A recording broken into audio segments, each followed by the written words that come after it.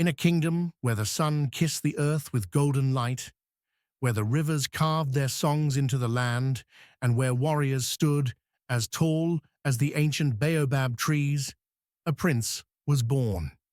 His name was Benedict, the Black Prince, and this is his story. From the moment he took his first breath, the elders whispered of destiny. The stars had aligned on the night of his birth, and the old seers had spoken of a leader who would rise from the ashes of despair and restore balance to the land. His eyes held the wisdom of kings, his heart beat with the strength of warriors. But fate is not kind to those who are meant to change the world. His father, the great King Omari, ruled with wisdom and unwavering strength. Under his reign, the land flourished, the people thrived, and peace reigned. But peace is a fragile thing, and shadows do not rest when light shines too brightly. There were those who lurked in darkness, who saw prosperity as a threat, who whispered treachery in secret halls. And one fateful night, darkness struck. A betrayal. A trusted general, once a brother in arms, once sworn to protect the throne, turned against the very man who had raised him from nothing. Under the cover of midnight, he led an army of mercenaries through the palace gates. They moved like vipers in the night, striking without mercy. The kingdom burned, screams tore through the air, and the great King Omari fell. His final breath carried a command, not of vengeance, but of love. Protect the people. Protect the prince. Benedict was only 12 when the world he knew was stolen from him.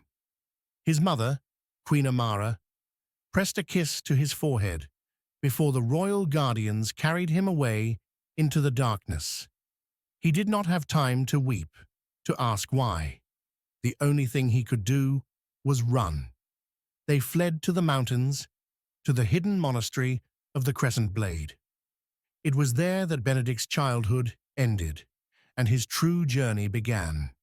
Among warriors and scholars, he was forged into something greater than a prince. He became a force of reckoning. He learned the ways of the sword, the dance of battle, the silent language of strategy. He trained under the unrelenting sun, his body growing strong, his mind sharper than steel. And yet the greatest lessons were not taught with weapons, but in silence, in wisdom, in patience. Years passed, and Benedict became more than a student. He became a warrior. He learned to move like the wind, strike like the lightning, endure like the mountains. He studied the ways of the world, the politics of kingdoms, the hearts of men. He learned that power without wisdom was destruction, that a king's greatest strength was not his sword, but his ability to unite his people. And still, in his heart, there always remained a burning ember of loss, the memory of a stolen throne, a fallen father, a betrayed kingdom. Then the vision came. One night, as the stars stretched endlessly across the sky, Benedict dreamt of his ancestors. They stood before him, cloaked in the brilliance of the ages, warriors and kings who had come before him, and they spoke as one. It is time. He awoke with fire in his chest, his purpose unshaken.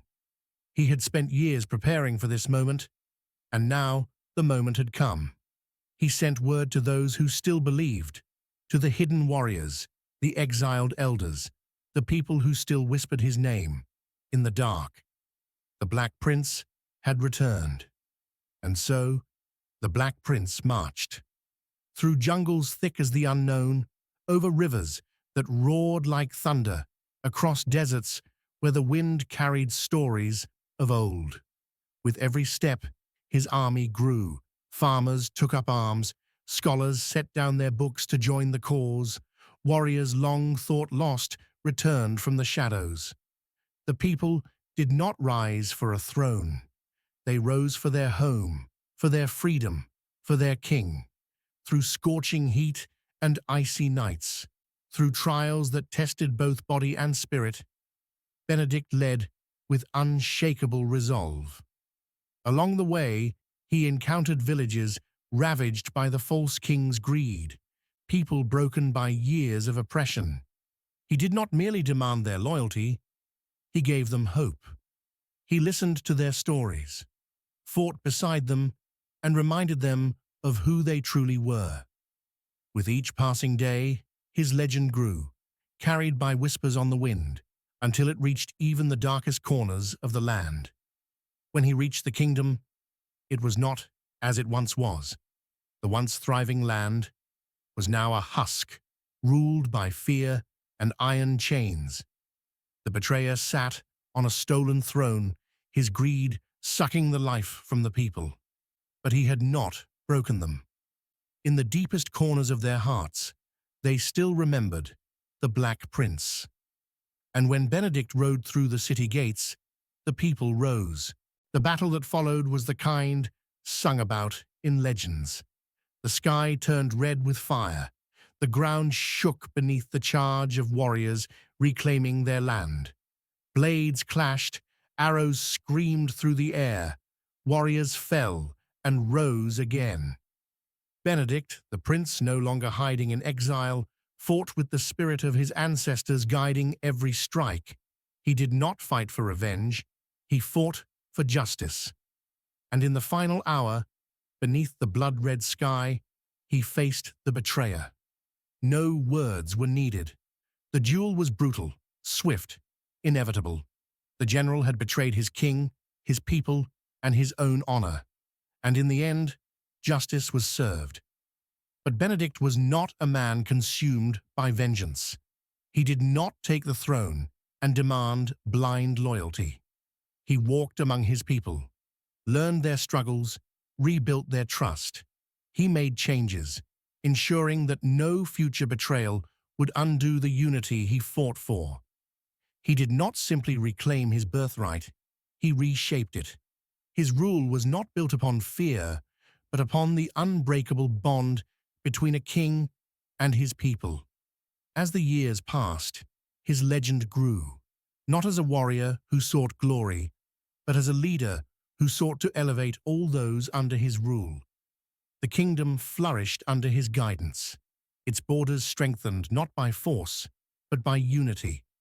And the people, once scattered and broken, stood together as one. And so, the kingdom thrived again, not just because of the man who ruled, but because of the people who believed, because of a prince who became a legend, because of a king who never forgot where he came from.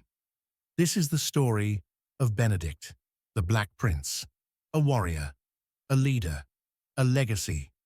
And if his story tells us anything, it is that no matter how dark the night, the sun will always rise again.